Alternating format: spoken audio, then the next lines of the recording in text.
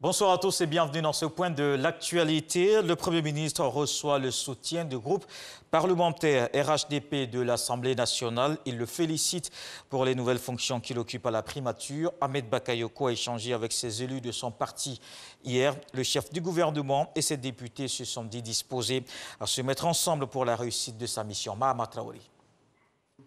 Les députés de la majorité parlementaire chez le chef du gouvernement, ils sont venus manifester leur soutien à leurs collègues députés de Séguéla, promus au poste de Premier ministre le 30 juillet dernier. Ahmed Bakayoko confie la réussite de sa mission aux députés RHDP.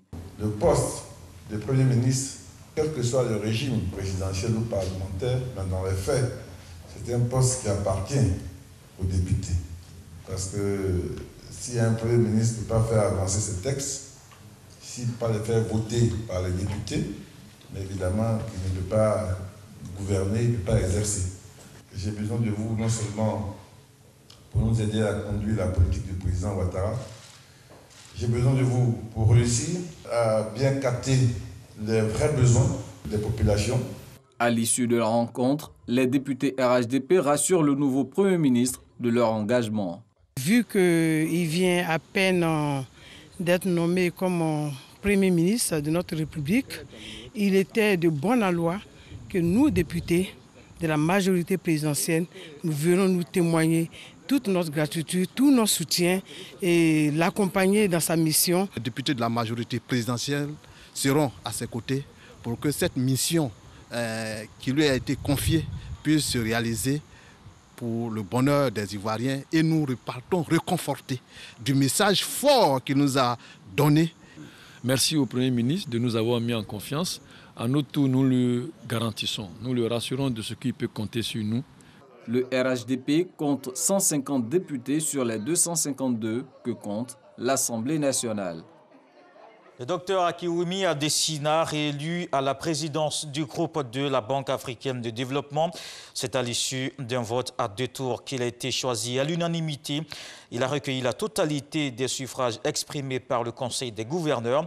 Le Nigérien est reconduit pour un mandat de 5 ans. Une élection qui se tient à l'occasion des assemblées annuelles de la BAD ici à Abidjan.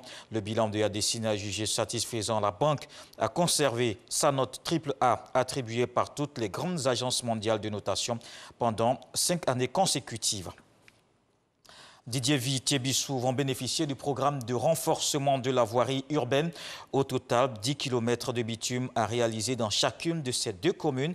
Amédée Kouakou, le ministre de l'Équipement et de l'Entretien routier, a procédé hier au lancement des travaux. Ils se dérouleront en 2 phases, dont la première porte sur le bitumage d'environ 3 km de route par commune. Un projet qui a un financement partiel de plus de 2 milliards de francs CFA. Élection à la présidence de la Fédération ivoirienne de football. Énième rebondissement dans la course à la tête de l'instance fédérale. Didier Drogba n'est pas retenu. La commission électorale rejette la candidature de l'ancien capitaine des éléphants. Seulement 2 candidats en lice, Sori Diabaté et Idriss Diallo. Les candidats ont 5 jours pour saisir la commission de recours de la Fédération ivoirienne de football. Dans le reste de l'actualité, au Mali, Ibrahim Boubacar Keïta est libre. Il a regagné sa résidence du quartier de Sébéni-Koro. L'ancien président malien arrêté le 18 août dernier par les putschistes, libéré aujourd'hui. C'est l'annonce faite par les militaires. Dans le même temps, le fils Karim Keïta était parvenu à quitter le Mali. Les réactions continuent pour condamner le putsch et réclamer la mise en place d'un processus démocratique. L'Union européenne suspend temporairement ses missions au Mali.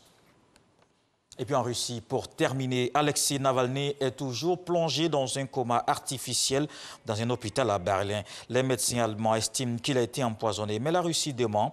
La police russe a annoncé une semaine après les faits avoir lancé un examen préliminaire. Les lieux où l'opposant russe était passé ont été inspectés. Le parquet russe a également demandé à l'Allemagne ses données sur la santé de l'opposant. Je vous retrouve à 20 h pour la grande édition.